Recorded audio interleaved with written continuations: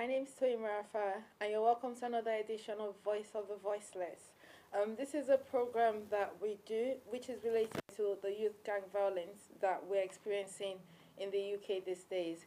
With me today is an esteemed visitor, a lady with vision, a lady of many talents. Over here, we've got Miss Veronica Olabisi Obadara. You're welcome to the show, ma'am. Thank you so much, Toyin. I'm so glad to be here. Thank you very much for joining us. It's I know pleasure. you're very, very busy, so you just taking a few minutes to come and talk, about the problems that we're facing these days means a lot to us. Thank you. Thank you. Without further ado, let me let you introduce yourself first to the viewers. So would you like to, Right, tell them where what do you we start from? Actually, I am well known as a broadcast media personality. That's the profession I have been in for over 2 decades now. Right. And I'm still very much into it, especially imbibing the new platform, which is the internet. Right. So I'm very strong on the internet. Right. I'm a talk show host. I have a talk show on social media, Just Talk with VOO. And this is where I try to support people, to promote and to educate, to enlighten and inform people about the world around them. All right. Also, I'm a bespoke handmade jewelry designer. All right. That is the latest one that I added recently. So in a nutshell, that's who I am. So what does your talk show really entail? Is it directed at a specific audience or? Actually, it's like a 3-in-1 do. It's a talk show, it's a podcast, and Right. it's also news. So those are the 3 angles I'm coming from. But most importantly, it's projecting what people are doing around the world. For Right. instance, I'm looking into the community now. I'm looking into the women in the community. What are they I doing? see. And Right. I try to promote them. I try to put a spotlight on them, Right. to showcase what they're doing to the world. And if there's a news or there's any topic in the community or around the world that I know will benefit our people, that affect the people, I also try to shed more light on that and voice my opinion on that. So it's more I like see. lifestyle generally. Oh, right. So it's a general lifestyle thing. Yeah. Thank you very much. It's my pleasure. You've heard it from the horse's mouth, what she does, who she is. But the reason why she's here today is because she is an active participant in community affairs. She goes into the community, she speaks to people, and she's looking for the best ways as well Yeah. to help with the violence. Yeah. So without further ado, sorry, that's a favorite word of mine. Yeah, I know. I'm going to start on your family structure, and I'm going to start on your family life. And the Okay. reason why I'm going to do this is because in the news, most of the time, all we hear all this, sad news about, our boys and girls losing their lives, and it's all negative things. But when I was talking with you, you had some positive vibes with regards to you and your son, how your son was able to develop and become, somebody working as a radio broadcaster. So can you tell us the bond you have with him and how you were able to help him achieve that dream? So I remember when I came in the country, when we were new, and people were saying, why did you bring... Because my firstborn, I brought him from Nigeria when he was 10. Oh, right. And people kept saying, why did you bring him? When they come here, they just go gaga, they become unruly and so on and so forth. But initially what I did was to look into the people in my, circle of influence, to look into people in my, how do you say it, in my immediate environment. Right. How are they relating? How do they relate with their children? I see. How do their children relate with them? When they correct them, how do they respond, and so on and so forth?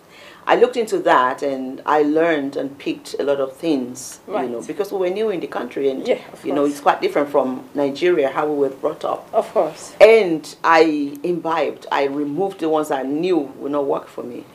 I give to my children, let's talk about my first one, I gave him what I call practical love and tough love when I had to. So what did that entail? Practical love, I was there for him, to correct him, to actually train him. I'll be there when something is going on in school. I'll come back home, I'll teach him things. When he's choosing friends, I notice a new friend with him, I actually go to the friend's house. I will go and see how is this friend relating with his parents. Right. How does he respond when he's corrected? I try to pick that. And as soon as I pick something negative, Right. I get to him and I say to him, no, that's not your friend. I don't want you to. Oh, sorry. Yeah, I have a habit of doing that Yeah. because there's a lot of things that we're We won't trying to talk get about, yeah. in an hour show. So when you found out about friends that you didn't really like, and you know teenagers, Oh, yes. then hardly never listen. How were you able to get him away from those negative influences? You won't even get him away from them because in school they will still meet up and talk, but That's I right. just reduced the closeness. Oh, okay. Because there's something, the more you see something, the more you are attracted to it. Right. But the less of that you see, it's likely that you get distracted from it. So that was my own belief, and it worked for me. Right. They will be friends in school, they will go, but once they understand for this reason and this reason, I don't want you Right. to to be close friends with this person. This person cannot be your best friend for this reason and for that. And thank God he listened to me. He understood, because he was coming from Nigeria anyway, so he understood. And even back home we were like that. I see. We're just like 4, 5 and 6. I So see. he would listen to me. And that's one thing I noticed about kids. When they are little, when you start to bring them up in that line, they will listen to you. Right. If you let them know it's because I love you, it's not because I don't want you to make friends. Of course, you're not complaining about all their friends. That's so it's true. not a habit like you just don't want to say friends with them. No.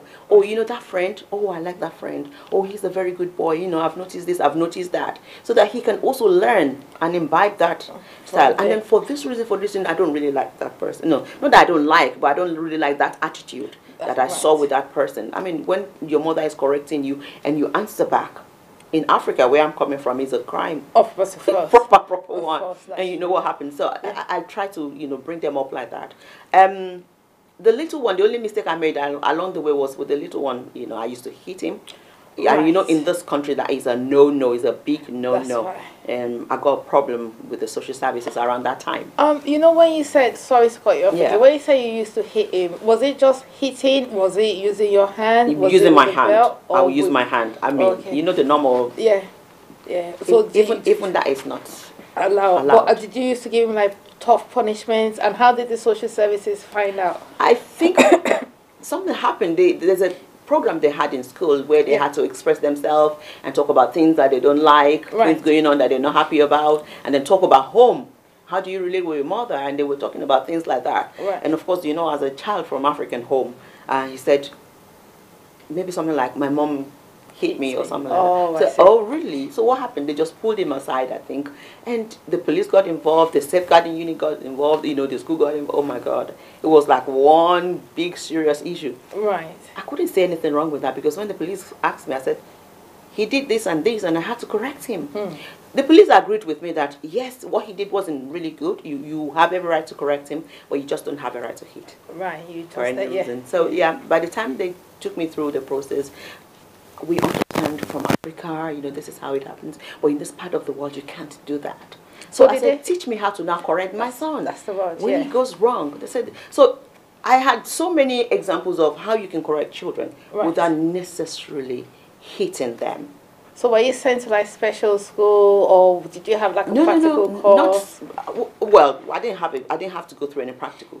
Okay. But I worked with the school. There was a unit that was responsible for that, the safeguarding unit. Right. So she took me through safeguarding because I was also in a job where safeguarding is an issue. So I understood where they were coming from. Yeah. To me, that was very, very helpful. Right. Because ever since I stopped hitting him, rather we talk, and then I give him a kind of guidance, rules and regulations that we need to follow.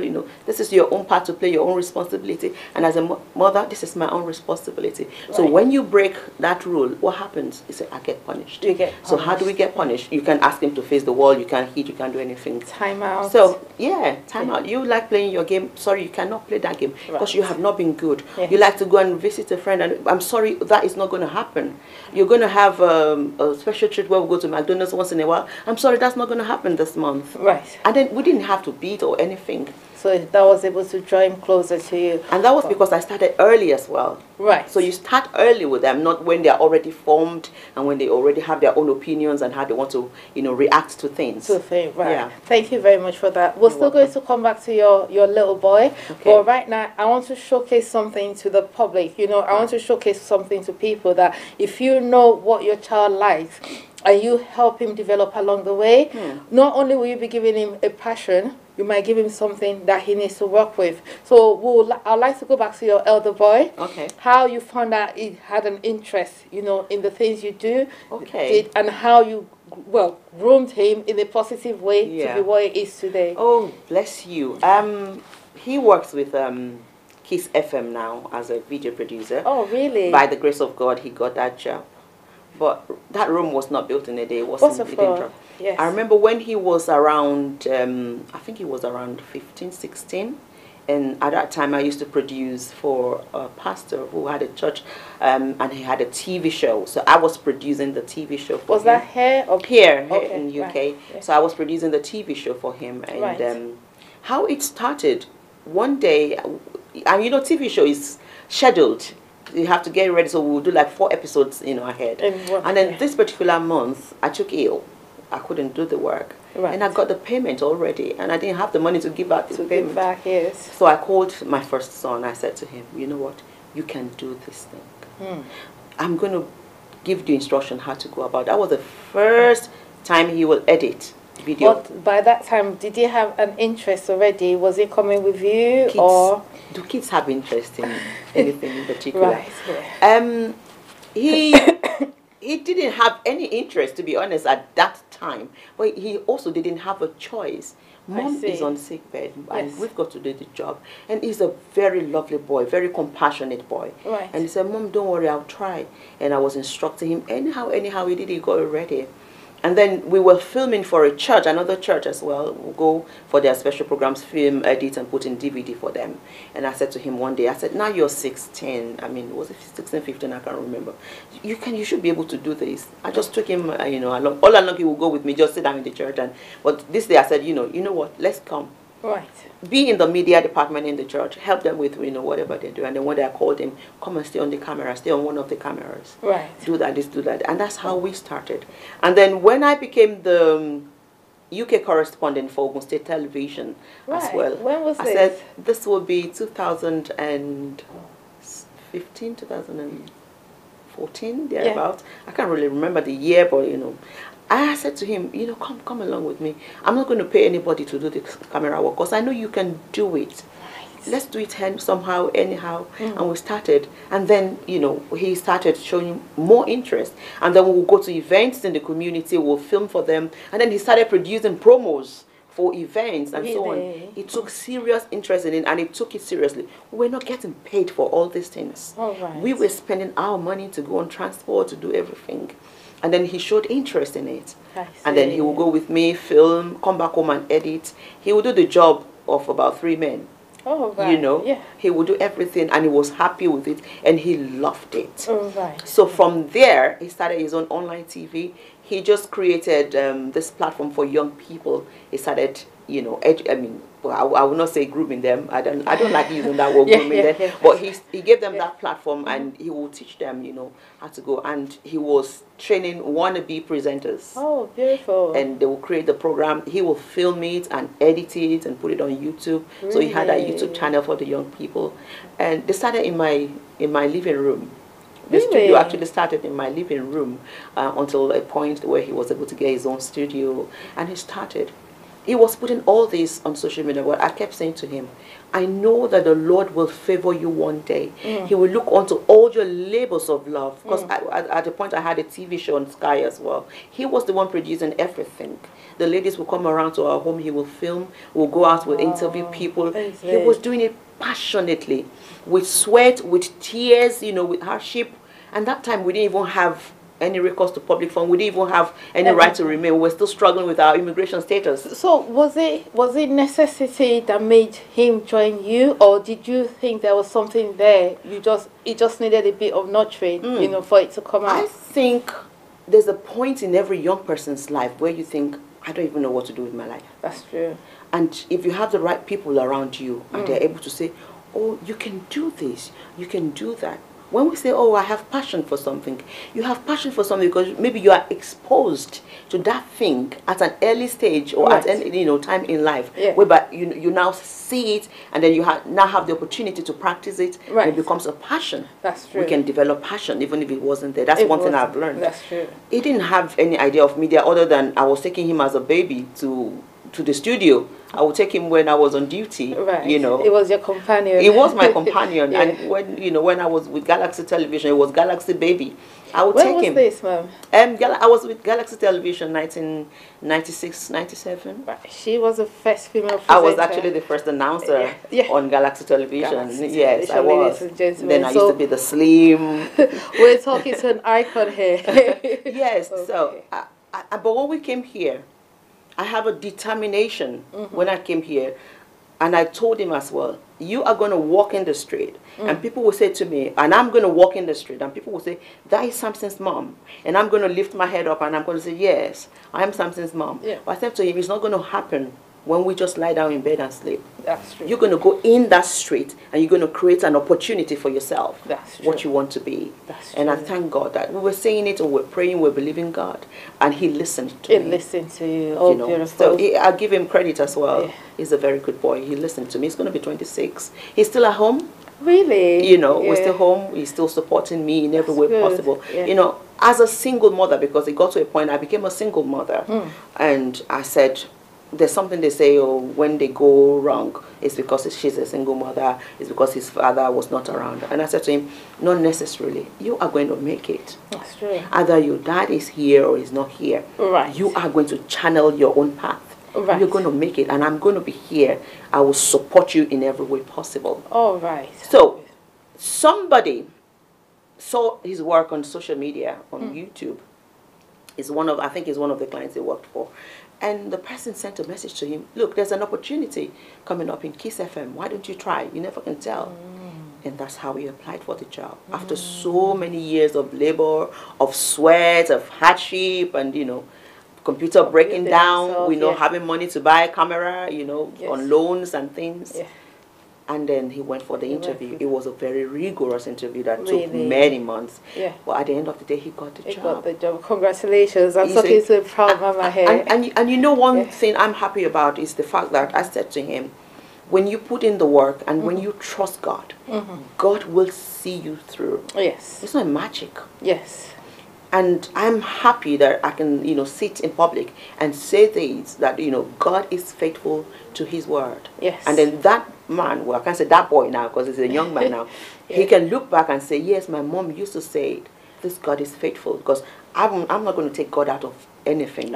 It's God. Yeah. Everything is ordained by God. Yeah. So when we cooperate with that move, Yeah. it happens. Yeah. And that brings me to a lot of parents out there. There's a lot of parents that have got beliefs like you have. They've got a lot of ambition for their children, but unfortunately, due to one circumstance or the other, there's a lot of things that is barring their way. Yeah. We were talking about something before I cut you off. I do that a lot. I think the viewers know that already. We were talking about how, even though you were going through immigration issues, you were still able to, to help him, and you guys were still able to buckle down and get him to where he is today. Right. Now, my question is, there's a lot of women out there that are facing immigration issues. Their children are gifted, they're talented, just like your son is, but they don't have anybody to turn to. And there's a lot of fear that if they do come forward, you understand, and say, oh, my son is in a gang, or my daughter is in a gang, they might be deported. Yeah. What advice will you give them, judging from how you were with your son? Is empathy I'm trying to look for now, first of all? Let's be honest. Right. There is an adage in my language, Yoruba, that says, there's no strange single hand that can lift a load to your head. It's not possible. There's a big load on the floor and you want to lift it to your head. With one hand, it's not possible. It's not possible. You will need somebody along the way. Of course. See, the blessings I have, because if you're going through immigration problem in this country, it's tough.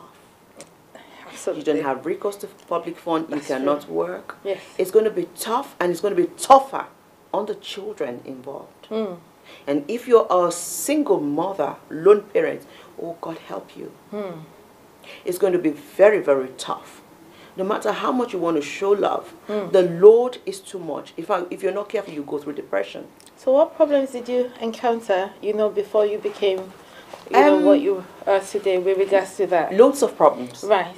Loads of problems. But the only thing that kept me going is, that's still keeping me going, is faith. And it's the wonderful people in my life around me.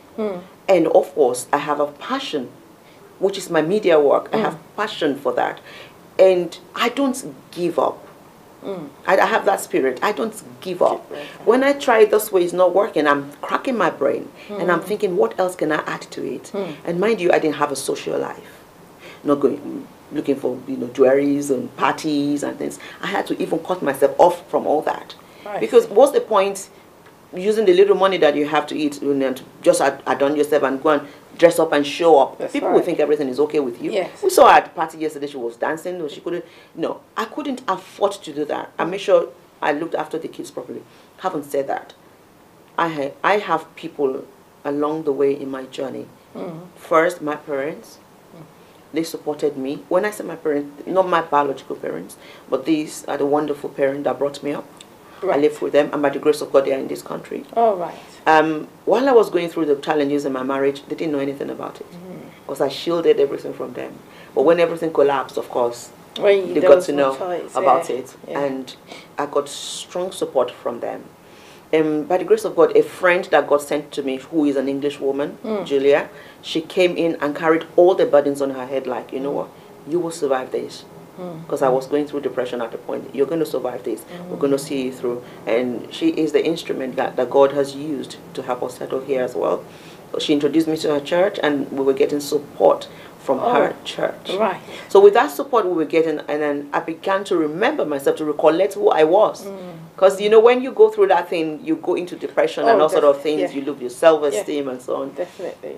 But I woke up one day and I realized, you know what? You can do better than this. The fact that something happened and you got to a point, I got to a point where I committed suicide. I just thought it's not going to happen. Right. But when I woke up and I came back with all the support I was getting, and that's where I'm going. Right. If a woman with her children or a family, they're going through immigration issues and they're not getting any support whatsoever, the journey will be tough. Right. And it will be very easy for the children to go wayward. Oh, right. Because the kids will get to a point where they want to level up, they want to belong, they want to dress up, they want to, go out for, McDonald's and eat, and they want to go film and things. The normal things that children will do or young people will do. The point they realize they are not able to do it, then the antennas are open to anything that is happening. And they only need to get in contact with somebody, or someone gets in contact with them. And you say, you know what? You can make some 500 quid every week. That's right. And there's something you can do. That's right. They won't even discuss with their parents. They start thinking about, what lie can I give my parents to make me go? And do this. And the moment they start collecting that money, there's no turning back. Because if your mother is saying, even if you are trying to correct them, you know what, you can't go that way, you can't do that, they look at you like, you can't provide it for me. Right. I'm getting it from somewhere myself. What are you talking about? That's right. So that's where it will, it's likely to be, because there are so many factors responsible for all these juvenile delinquencies we're seeing outside. Right. But that's likely to be one of them. One of them, So, going through, judging from your experience, is that what made you to be more community aware, more community based? Because, like we said, there's a lot of women out there that's suffering this, that's going through this.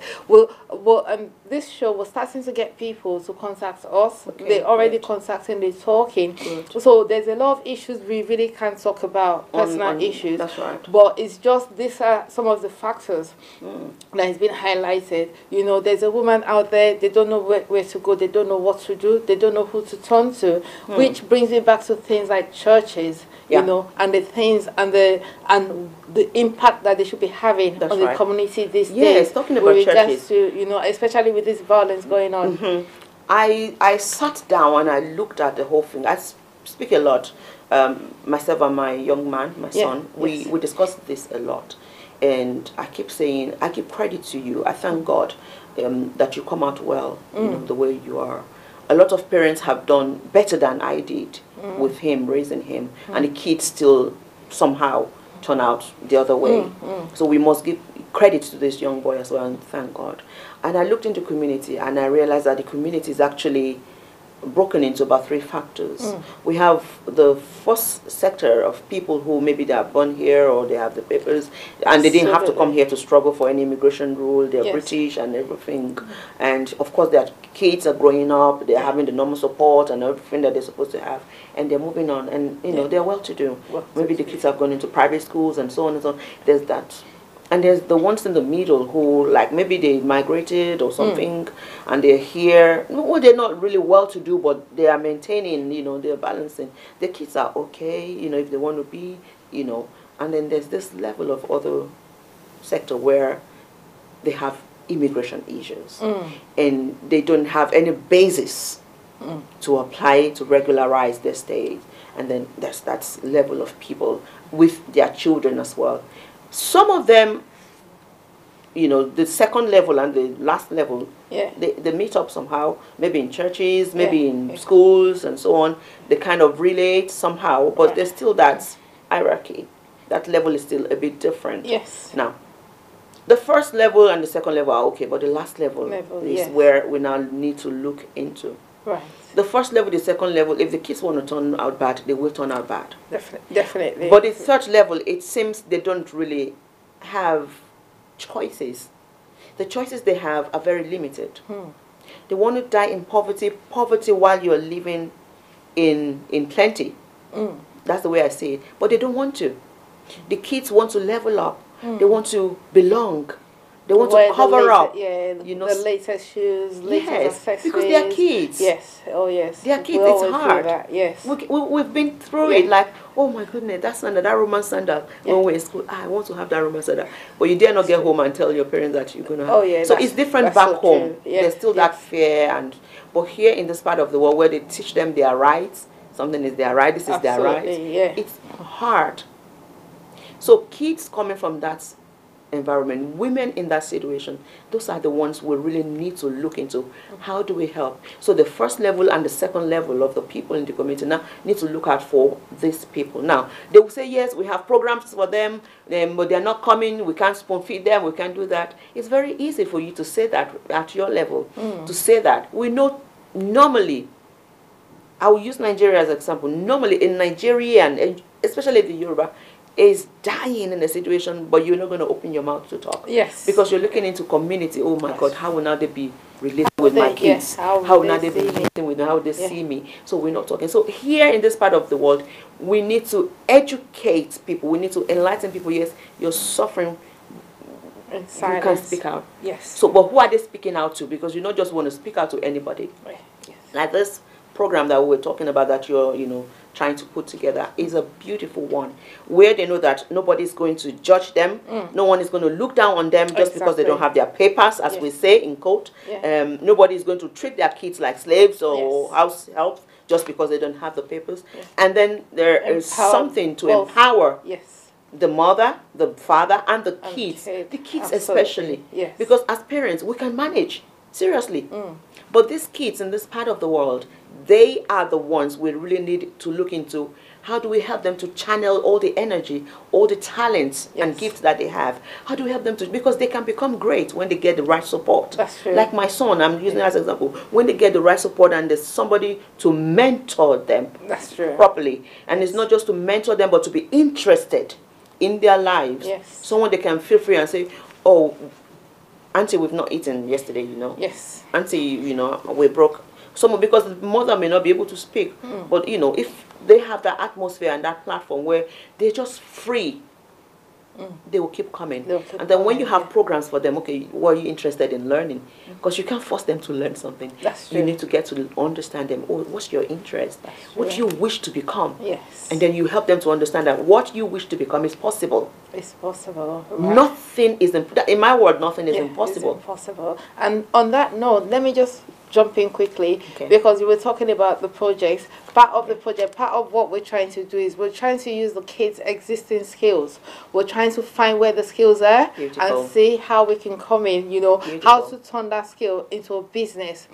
So here we've got a lady too. She's into business as well. Do you want to talk briefly about your business? Because I'd like to relate some questions, you know, ask some questions regarding that and relate it to what we're talking about now. At the moment, I say to people from my media experience. I actually create jingles and voiceovers and promos, like TV adverts and so on and so forth. I do that, but at the moment I'm actually working on how to turn my bespoke handmade jewelry into proper business. So I have a career advisor who is taking me through that, and I'm getting a lot of support. Yes, right. I'm getting a lot of support in that way, and hopefully I get some grants as well to kick start the business. But my passion lies in the community. And that makes me want to ask this quick question. I know that, judging from what we spoke about, your aim is to promote and enlighten people on how to use social media to promote businesses, what projects to do, and highlight what they should do in the community. Yes. So the reason why I'm asking that is, if I, for example, I bring a 10-year-old child to you, for example, who is interested in your bespoke handmade jewelry and things, but he's like a troublesome child, or, well, that's the word I'll use. I don't want to use anything that is derogatory or anything negative about children like that. Yeah. How would you be able to direct that child, to be able to see his skills, the abilities, the things he needs to use, and how will you be able to shape him that he, by the time he stands on his own 2 feet, you understand, he will already be well grounded? Already I mentor a few young people in the community, you know, and the beautiful thing about it is, like, I'm not putting it on social media like, oh, I mentor this person, I'm the one behind this person, no one knows about it except the young person or the young people, say about, oh, she's been like this and like that with us. First, you need to have a relationship with that child. That child needs to see you as someone he or she can respect. Right. So they need to see what you're doing in your hands. Like the social media thing that you mentioned, that's the way I give out to people in my community. I said earlier when we were discussing, I went on somebody's page. She said she's a caterer. And I went on her page, I can't say anything catering. Not even a single plate of rice on her Facebook page. But she was sharing other people's. And with the new discovery I have on social media, what I do is I go into people's website. I help you to promote your website. I have the software. I just go in your website. I showcase your website to the world. You don't create the website. You just showcase them. I just showcase it. I don't create it. You have your website already. Or even if it's your Facebook page, you put all the things you do on your Facebook page. It's very easy for me. I just come in there and help you to promote it, to the world. You let you showcase it to the world. So these are the avenues I have opened up so that women can relate with me. Beautiful. Because even Jesus Christ will go in the world. He will give first. That's right. He will heal first, and then the people will willingly follow him. That's right. No, I'm not asking the people should follow me, but I'm saying, look, I've got something in my hand, and I'm ready to share it with you. I'm ready to empower you with it. And of course, naturally, they will love you. Because you have interest in what they are doing. So if I'm to mentor a 10-year-old, for instance, who has gone or beginning to go gaga, I have a 10-year-old as well. You see, we need to understand that, especially in the Nigerian community, a 10-year-old here in this part of the world, their thinking, understanding is different from a 10-year-old in Africa. A 10-year-old here is sound and very mature as well. So you need to help them know you. Right. What do you mean by that? For instance, let me take a 10-year-old who is a friend, and the friend is telling me, so. I keep coming to their place. I don't really have to condemn what he's doing or not. I'm leaving my own experience, but I keep. So, what do you like? Because you can't. This kid will not just trust you if they don't know you. What do you like? And you start talking about what you like. Then you show interest in what he likes. You're not condemning what he likes. No matter, maybe he likes playing. Maybe it's PlayStation you like. Right. And his mother is not happy about it. He's always playing. Okay, and he's so. How good are you with this PlayStation? Oh, auntie, I'm the best, I'm the winner. And they just start telling you, and they just start showing up. Oh my goodness, that's really good. But have you thought about something else you can do with that game? Some other people, they are doing this and doing that. So really, really, auntie, you start a relationship with that child. And then from there, you get to know other things that child. It's an investment. It's not something that will happen overnight. People think is when you put a whole show and you invite people to come and, okay, this is what we have for you. No, that's not how it works. That's right. You have to take interest in that child. That's and right. you have to help that child to trust you, to know you. And when they do, in fact, you will be amazed that they would prefer to talk to you than their mother at a point. That's right. Because they now see you like, oh, this auntie is even better. She's cool. Auntie is cool. Mom is not cool, you know. It doesn't matter if it's auntie is cool or mom is cool, as long as we're able to bring them, to bring them in the right path. Yeah. Yes. And then a child like that, it will not be long before you realize that a child like that has got other talents and other gifts that we can work on. That's right. And then it's my responsibility to now look at with the mom, so how do we bring out this gift that this child has? Because if it's a gift and you praise and you keep praising him, you know, you're very good in that. Right. Maybe it's just how to knit. Maybe it's just a simple thing. Right. Bring it out. In this world, in this age and time, anything you have in your hand that you're doing, you can progress with it. You can expand on it. You can make positive use with it. Right. Before you go further, I'm just going to stop you quickly because I want you to relate this to what we're talking about now. Okay. The government is going on about, oh, they're going to start restricting social media activities, you know, for all these teenagers, especially those ones that they think are already getting into trouble or they're holding guns and knives and stuff. In the first place, do you think is their place or their responsibility? Secondly, judging from the conversation we have now, how you go into, you know, social media, you help them create content and stuff. Do you think that job is better done by members of the community, the parents, or the government, or the schools? Because in some certain cases, you've got some schools that they're very zealous in trying to help these children. So who do you think should be able to manage that area for kids like those? The government have every right to restrict if they have to.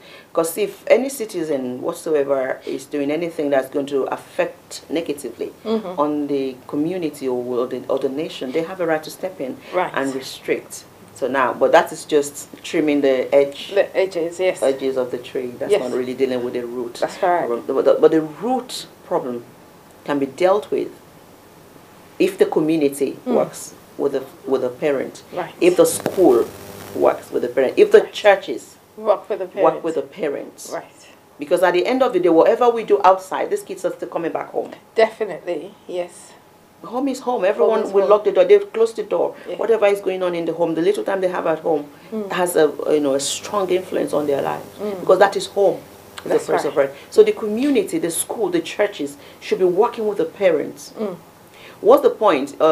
Church, for instance. What's the point of a church that has no interest in how a member is getting on?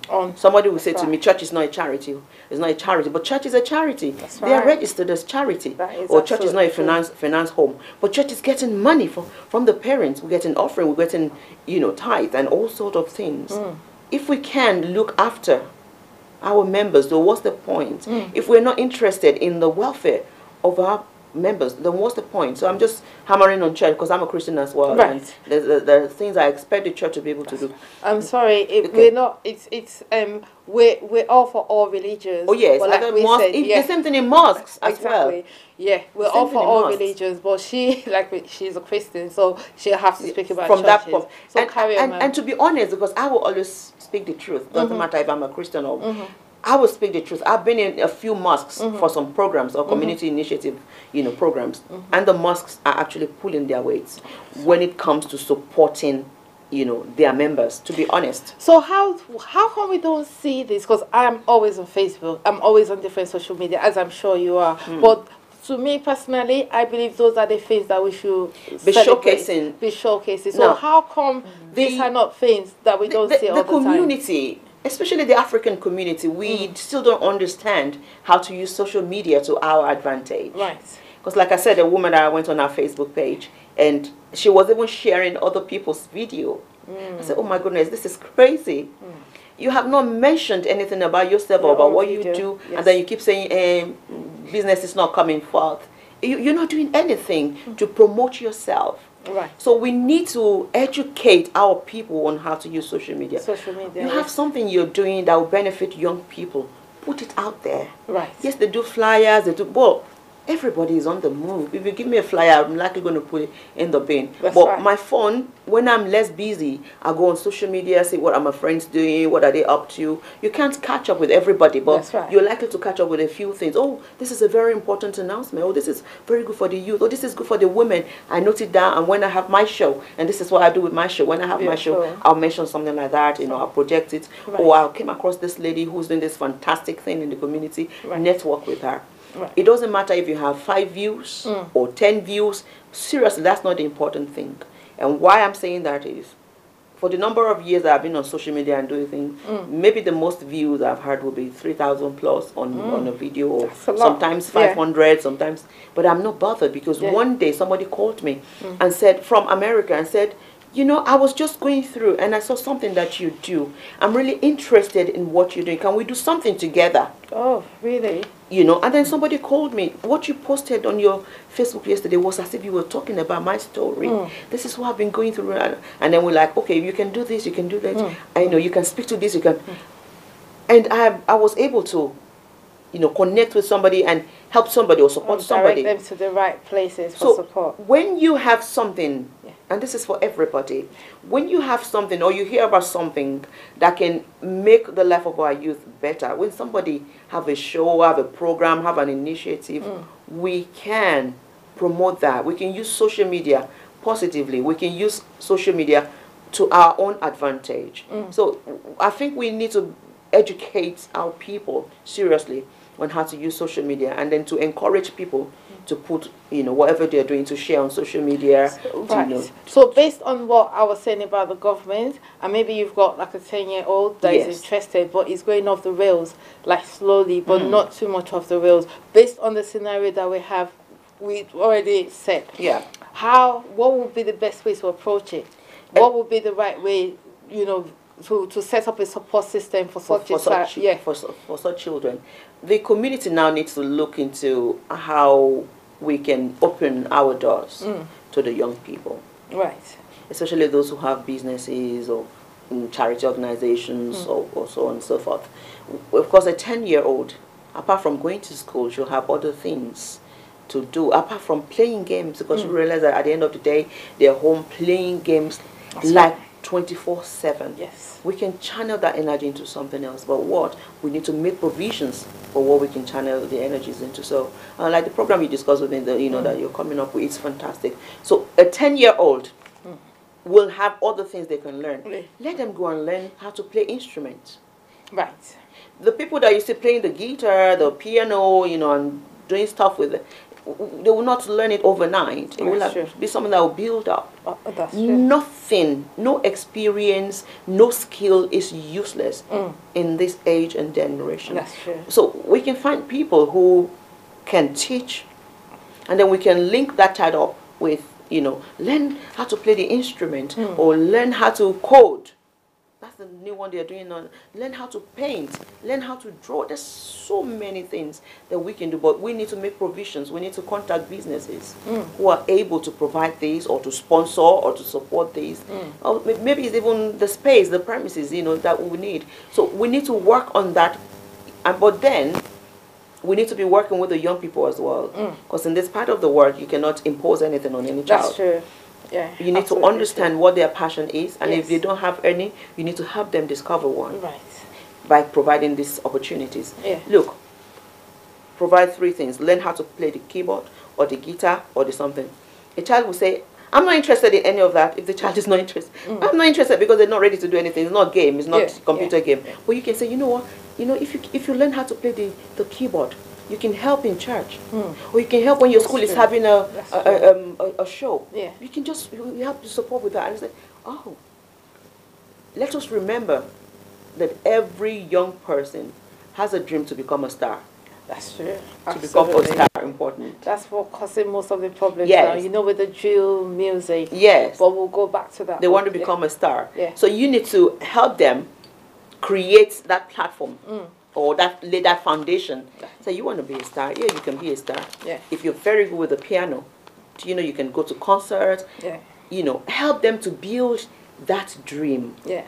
And show them how to bring that dream to fruition, support them to bring that dream to fruition. Right. So I'm going to say a 10-year-old, let's get to understand what is the passion. And if it has none, let's try to channel by giving them options of what they can do. Right. When you go in a restaurant, for instance, you may not even know what you want to eat. But by the time you look through the menu, up and down, you're able to say, okay, I'll make do with that. That's true. That's how we can start. Yeah. And once their passion is channeled in the positive way, seriously, when you have a passion for something, you can't rest. That's true. You want to get back to it. That's as soon as they come back from school, they want to go on it, you know. So that's the way I say it. The reason why I'm highlighting, the reason why I'm, you know, hitting on this for this week is because during the week I watched an interview on Sky News where Sky actually interviewed some part of, you know, some guys from a North London gang, and there was a lot of things they were talking about. There was an elder there. I don't know whether you know the gang word for elders and the youngers. You understand? He was the one directing the whole thing. Even in that little segment, you can see a bit of intimidation and fear, you know, if you're trained to recognize things like those. Now, why I'm saying this is that whoever you interview in a gang, the thing they say mostly is the absence of opportunities. If they had their way, or if they had an opportunity, they would like to get out of it. And the reason why most of them are not allowed to get out is, what are you getting out for? Is either you're getting out to rat out the gang, or you're getting out to make another life. And you know, in gang life, that's not allowed. But if we give these kids the avenues, the opportunities to become self-employed, that despite, no matter what you've done in your past, you can still grow up, you can make a business, you can do a business that you can employ your peers. You understand? So how can we go about this? That's why I keep hitting on this avenue, because it's time to stop talking and start acting. But seriously, like I said, if we keep talking and saying, this is what they can do, this is what they can do, nothing is going to happen. Because take for instance, those who are already in gang, how do you pull them out? It's difficult to pull them out of gang. But when we keep projecting opportunities, and people who have been through and have managed to come through properly, if they come back into the community to mentor and showcase what they've been managed to, you know, to achieve, despite the fact that their life was derailing, they managed to turn around. Sorry to cut you off. Let's make this more real. Let's build a real life situation. We've got a mother that's got immigration problems. She can't turn to anybody. She has a brilliant 10-year-old that these gangs are trying to groom. You understand? He doesn't want that life. He'd rather be into music is still common these days. I'll say maybe fashion. He wants to be a fashion designer, for example. You understand? He's got a church, but he can't speak to the adults there, because anytime he goes to church, it's all about, you know, recriminations, you know, like different things. There's nobody that's been able to offer that support. And his mom doesn't have that support as well. So now he's beginning to act out. So it's brought to you now that he's got talent. How would you guide such a person? What advice and support would you give the parents? So this is what I've been doing, so it's not really new. You know, if someone comes to me, the fact is that they won't come to you, actually. That's the fact. But if one manages to, because to get one, except someone is very close to you, they won't come to you and say, but a number of people do come to me, especially the ones with the young boys and things, and say, auntie, this is going on. I befriend a lot of these boys. I will actually go in their home, you know, have words with them. If we have to go out, we go out and eat and something. And they begin to talk. And you let them know that whatever it is, you can talk to me. And one beautiful thing I have is my son that they also look up to use as an example. Because once these young people can see your product, they respect you straight on. Oh, she's Samson's mom. Oh. And then it's like they want to be like Samson. Most of the people around me, they're looking up to Samson. It's like their big brother. That's true. So when their mother come to me, they want to behave well because they want to impress auntie.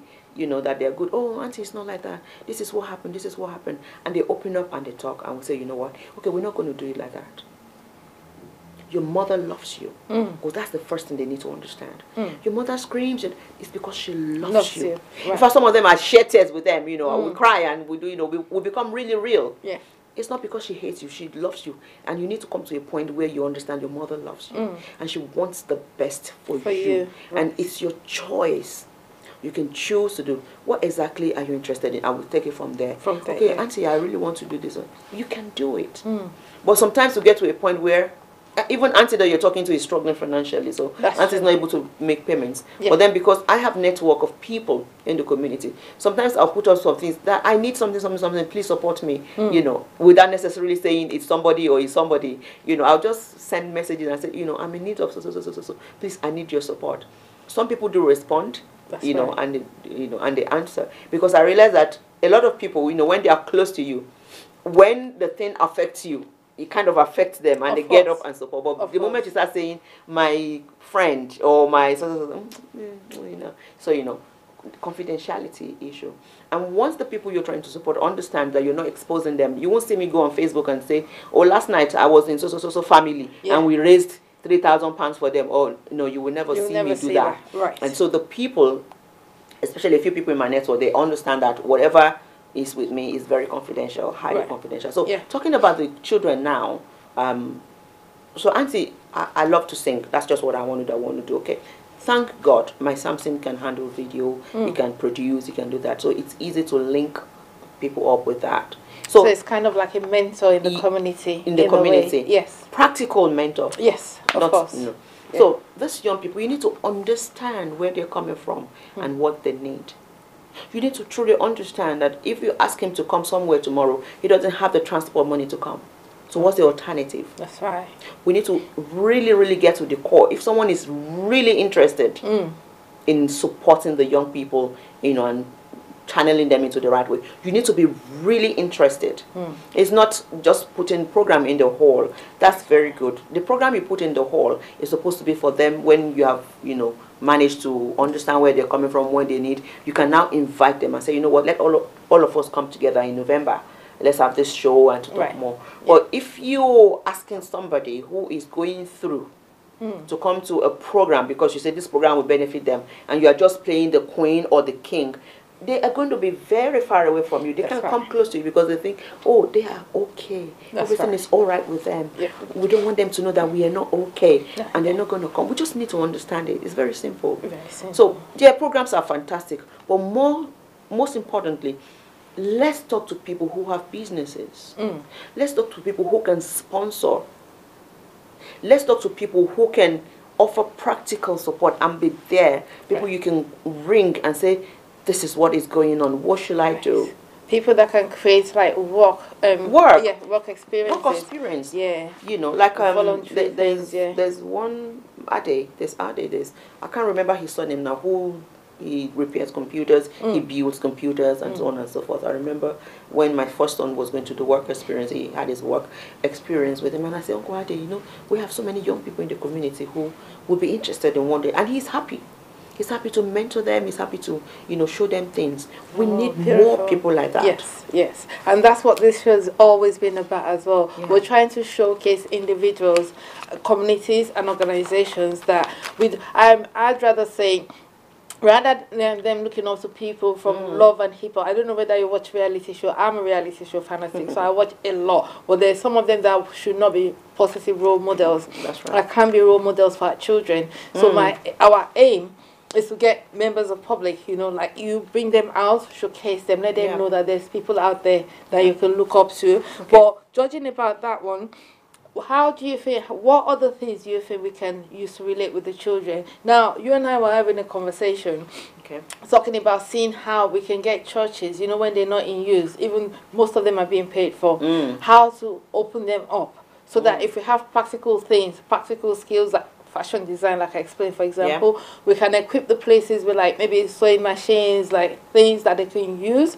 So these children, maybe when they've got time, they can go there and learn. How do you think that can work in this community? And do you think it's a good idea? And is this something you think you can support? It's a brilliant idea. I'll tell you something, and I can never ever forget this one in my life. There was a time that I received something in my spirit. And, you know, that I should bring women together. That's how I created a World of Women community. I see. And encourage them to impact other women, Right. especially women who are going through challenges, Yeah. transferable skills, and try to empower them so that they can become financially independent. And I looked in my community and I'm thinking, how do you now tell people to come and facilitate a workshop without paying them? That's true. In this community? Yes. But obeying the voice of God, I did. I started contacting women. You know, a lot of people turn up. Morafa Ajayi came, Peace Uba came, Vicky Yabola Oyawoye came. What was her name? A lot of women. You know, I try to avoid mentioning names because now you forget names and people think they're not important. The young lady that's now doing Ebony Ambassador, she's not young anymore. She's married now.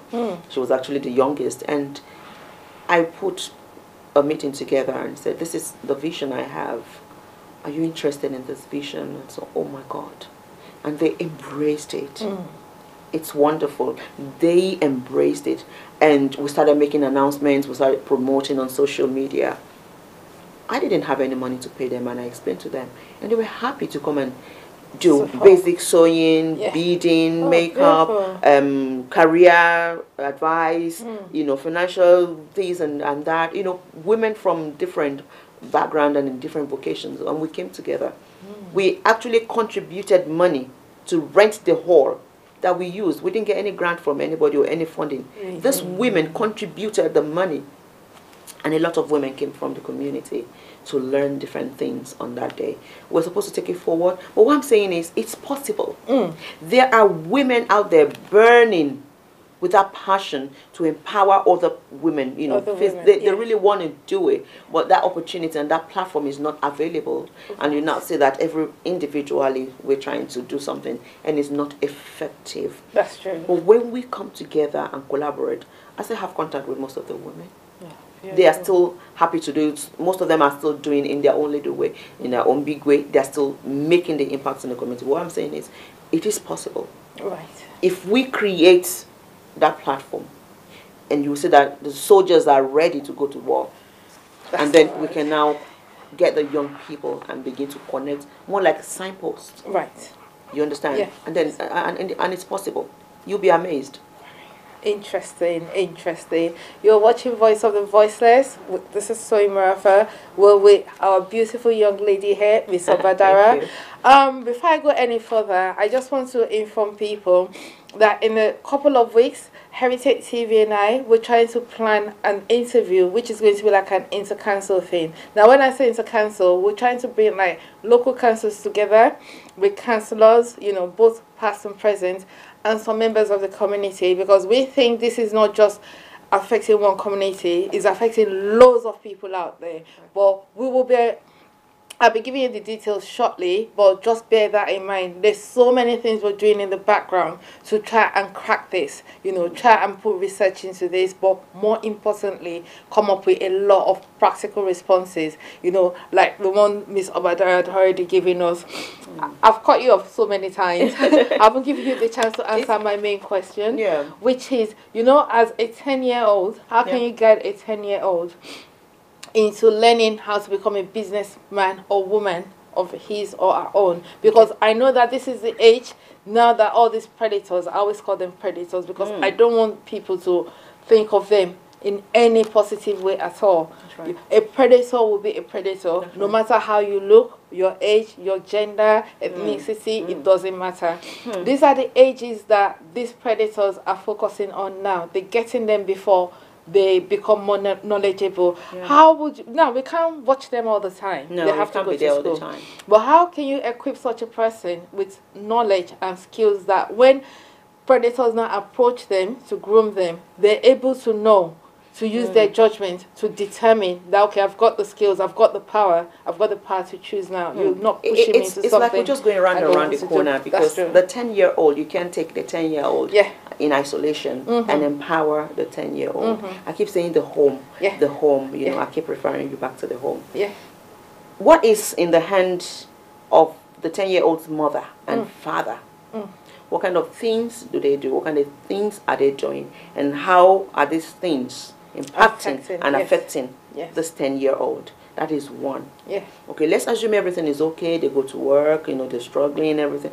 And the 10-year-old now is the focus. A 10-year-old, I'll use my little man who's going to be 10-year-old. I'll use him as an example. So we've set out rules and regulations and a kind of schedule. So when he comes back from school, he knows what he needs to do. We had to do that. It's like a step-by-step thing, trying to help him get into a routine. Because a life without routine is not going to be organized. Because he knows, but he will go and check it. And when I say, Isaiah, go and do something, he will say, no, Mom, I'm supposed to be doing this at this time. And I will remember. I will say, okay, you're doing the right thing. Yeah. You go and do that, you know. And we're very flexible with that as well. If something else comes up, then we're very flexible with band-aid. Well, we sat down together to do this and looking into his areas of interest. And as a human being, you know, as a child, you can't be all work, and it's his time. And so we've put things he needs to do, including his football that he likes. We included that, including his PlayStation time. He needs that. You know, we've included all that. Then we're looking into, okay, he needs to learn something. He's interested in learning a musical instrument. Right. And I said to him, Isaiah, I cannot afford that. I know you need that because this I also desire. But I've looked at all the schools and all the, you know, clubs and things. I can't afford that for now. So what I'm doing is I'm looking into how do I adjust my finances so that I'll be able to put something down for this boy. Got so good, grandma and grandpa, they're giving him £50 every month now. So I said to him, that £50, we need to go into something that you want to do.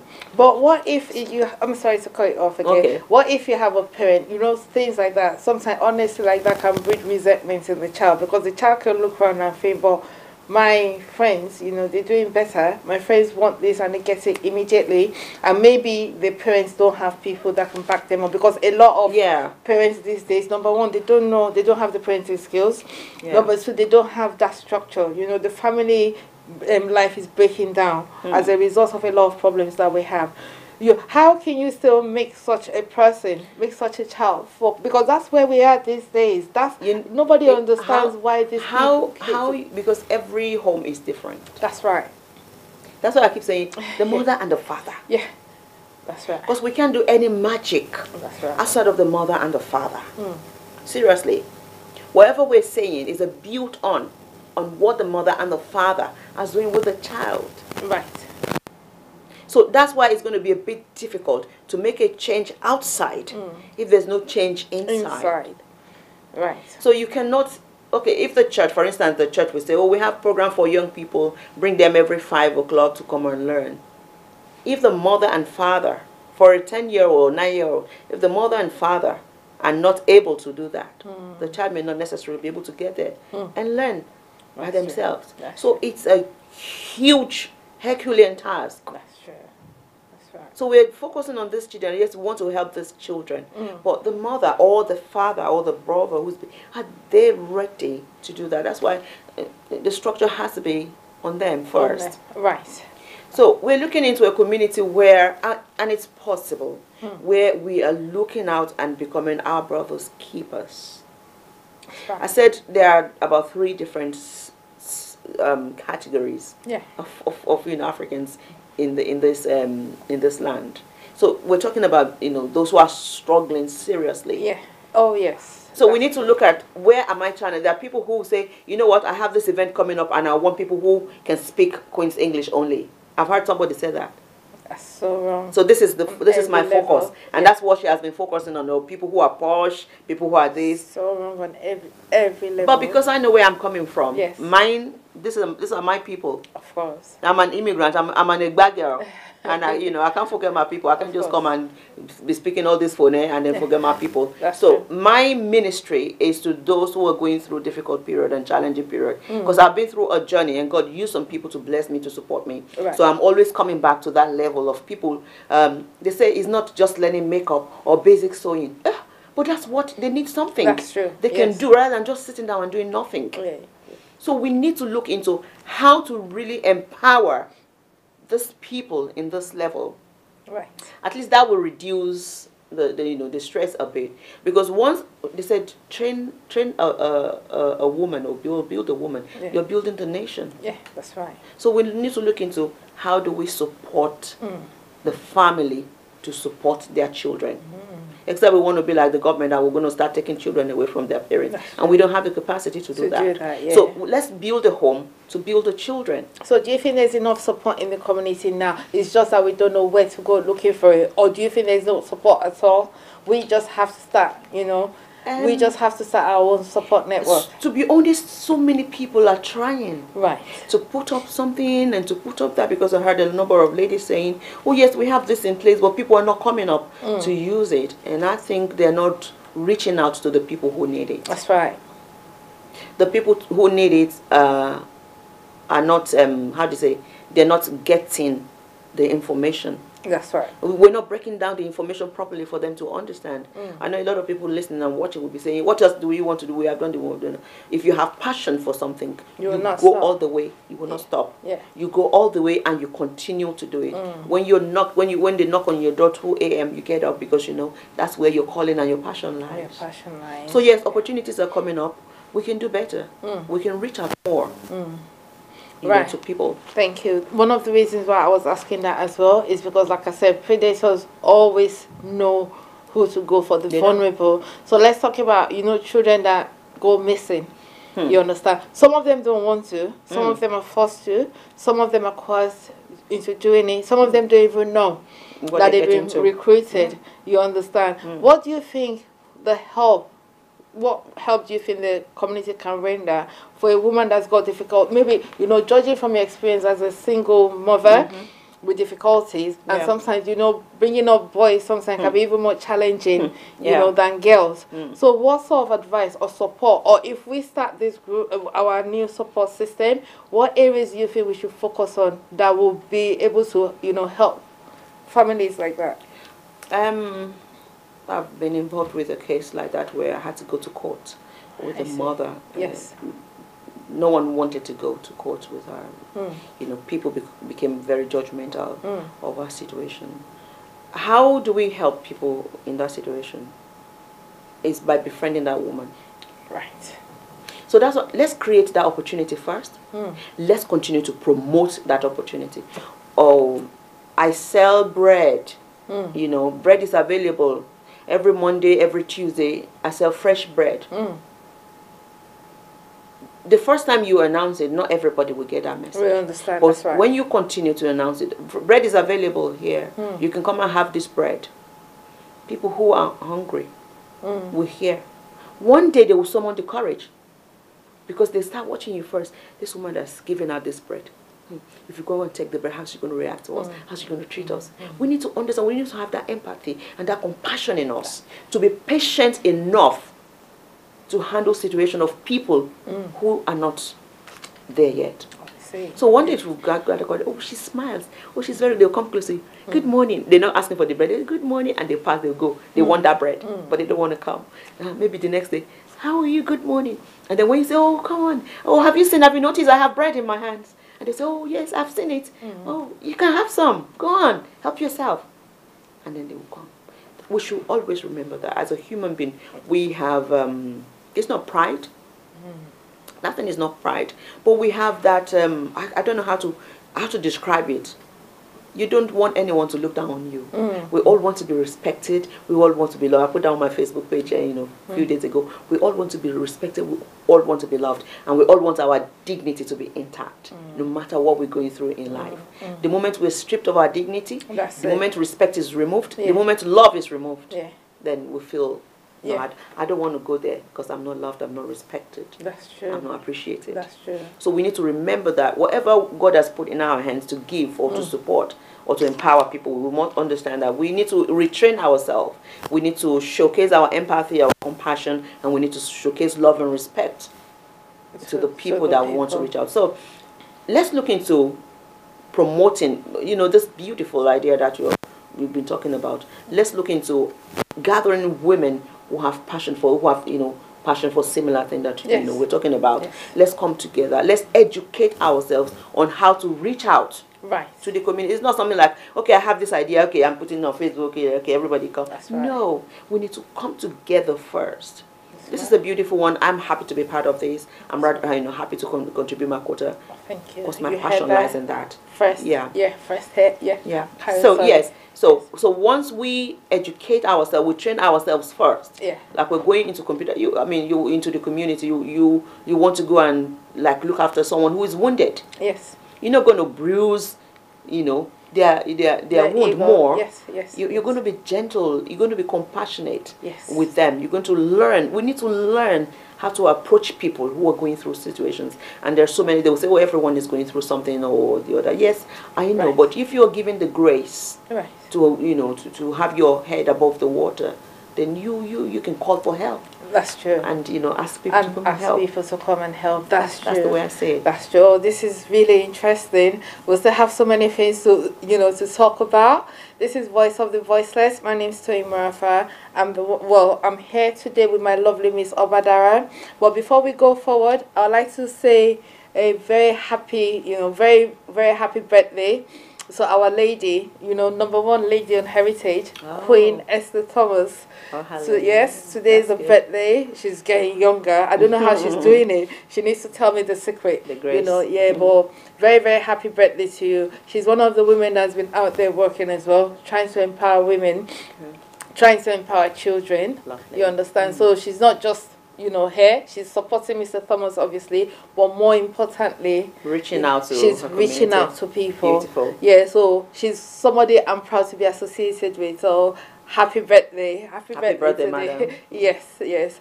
And we've talked about so many things. Much, I don't so even much. know. I don't know where to start from again. But thank you very, very much for all the things that you've been talking about. How you've been talking about trying to see how to help people. And judging from the little that I have spoken to you, I can see how you're dedicated.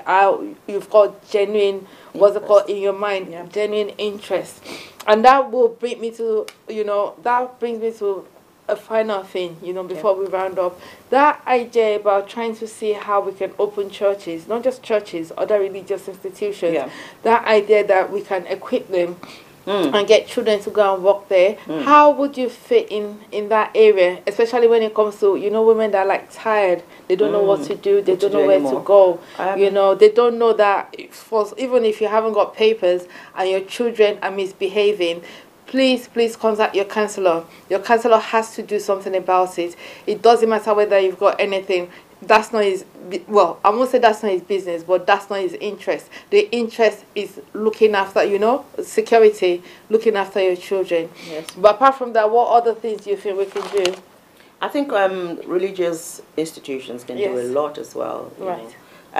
Look at the mosques and the churches. Some children, they still go to churches with their children, with their parents. That's right. And they still go to mosques, with their parents. That's right. We may not necessarily leave everything in the hands of the churches. But what I think is if we have, because some churches and some mosques will tell you, we don't know what else to do with the young people, they open up the place, come and play, come and do things. But from what we were discussing, if we create empowerment projects, Have structured programs. that we can now replicate or duplicate across the religious organizations for young people, and we also support them to implement this. I think it will go a long way, because some pastors will say, we've been trying to pull the women, they won't come for the meeting, they won't come for the so we're not going to leave it in their hands alone. We're going to structure something, and we're going to help them, support them, to make this happen, to implement this. Because I think if a program or an idea is coming from outside the mosques, the churches, members, they embrace that even better than what maybe the pastor's wife is suggesting, or a woman in the church or mosque is suggesting. So I think let's put a structure in place that we can take a few people who is ready to train the young people in this or in that and that. Let's make it available for them.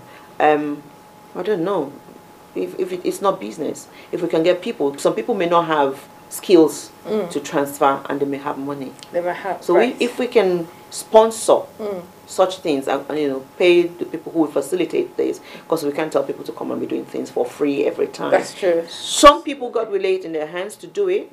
They will just by themselves say, you know what, towards this youth juvenile delinquency going on in the community. This is what I want to do. Right. There are people like that as well that are ready to just train the young people, because I want to get them off the streets, because I want to give them a better future. There are people like that that will come forward. So it's up to us, you know, as we come together, to now reach out and think, okay, I am in a position to do this, and I will do it. Or I'm not in a position, but this is what I can do. Yeah, or there's someone that I know. Yeah, so we need to structure these. We need to, you know, get our acts together properly before we can now begin to reach out to the people who is more like preparing the feast and make sure the feast is ready before you call the guests in. That's the way I say it. Yeah. Oh, thank you so much, Miss Obadara. I've had such a lovely time just talking to you.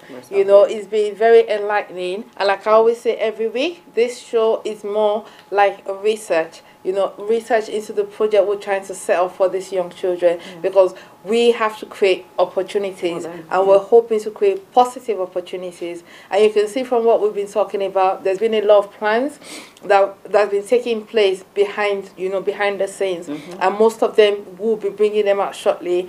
We're also hoping to start, you know, have an interview where we can talk to the people that are governing the nation or the country, to see how they can contribute as well into our community, because some of them don't understand where we're coming from. Or our community. So I believe it's our job to let them know and see where they can assist us.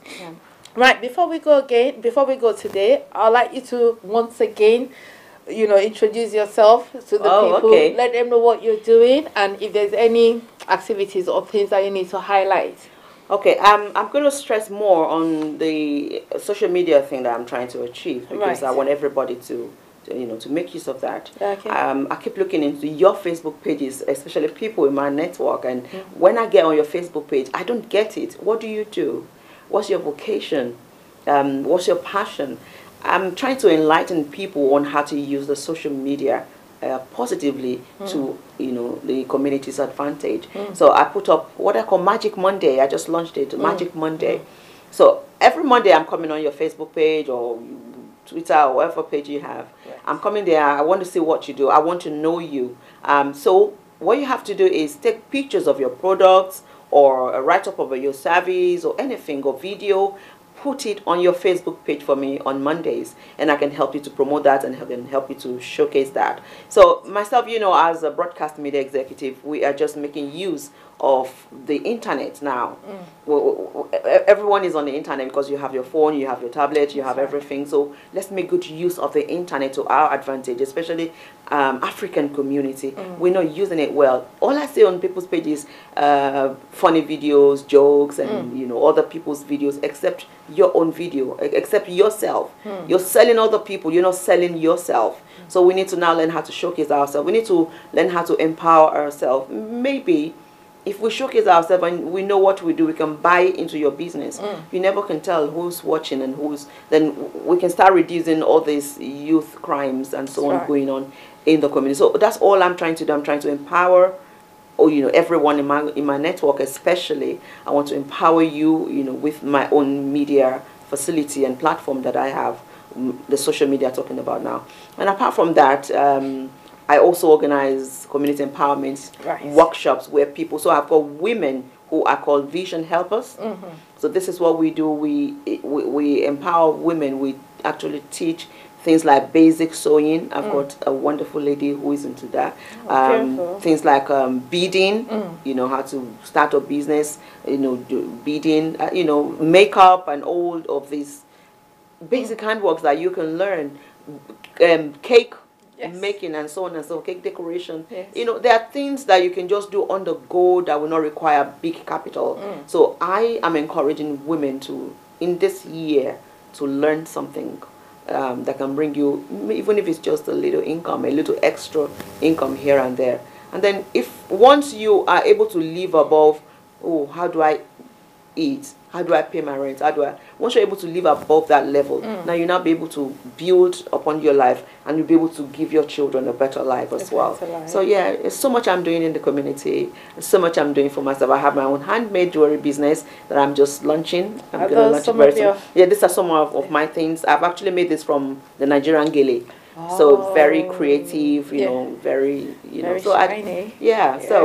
so it's everything, all hands on deck. On deck. As it is. Oh, thank you very much, Miss You're Obadara. You might be seeing me very soon because I like all these shiny video things, you know. And you know, every day, every day in this world is every chance to be able to learn new things. Like I always say, everybody you meet has the potential of being your teacher. That's how I view my world, you know, as it is. And as you've seen Miss Obadara here, she's always surrounded herself with positive people, and that's what we're aiming for this show. I could go on and on and on, but the lady has other things to do as well. Thank you very much for coming. It's my pleasure. Definitely we'll be seeing more of you. This is not this is the first, but definitely not the last time. You've heard it from her. You've heard it, you know, so definitely you'll be seeing more of her. Right. Once again, thank you very much for watching Voice of the Voiceless. My name is Toyin Morafa, and hopefully we'll see you next week. Have a wonderful afternoon.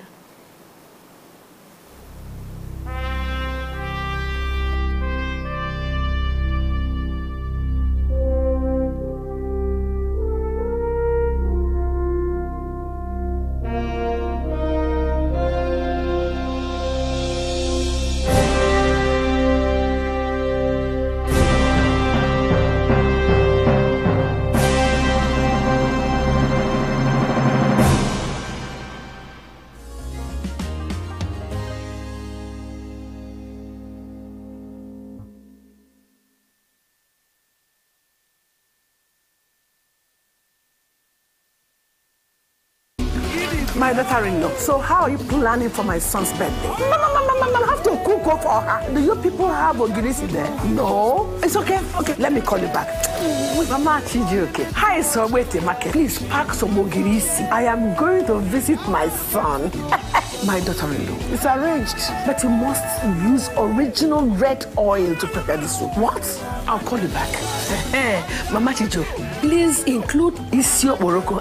My daughter-in-law. Everything is now set. But don't forget that gold wristwatch I saw the last time I visited you. Now you can talk until you tire for just 11 kobo per second. Call all networks in Nigeria and 30 international destinations, including US, UK, China, Canada, and India for just 11 kobo per second. Dial *211# to activate. That's Silk Boo-Boo. The largest data network, Glow, grandmasters of data.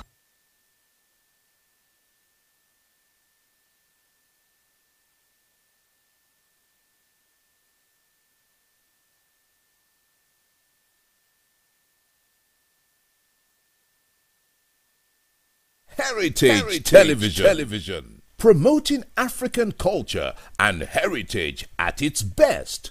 From talk shows that concern you to both local and international news that relates to you. From grassroots football to African children's programs. Heritage Television, we cover your social and special events like weddings, birthdays, church anniversaries, and so on, and broadcast them live on our apps and online. Heritage Television, broadcasting everything about culture and heritage. Heritage Television. We've got it covered. Do download our apps on both Android, iOS, and Windows mobile platform. Heritage Television, your very own TV station.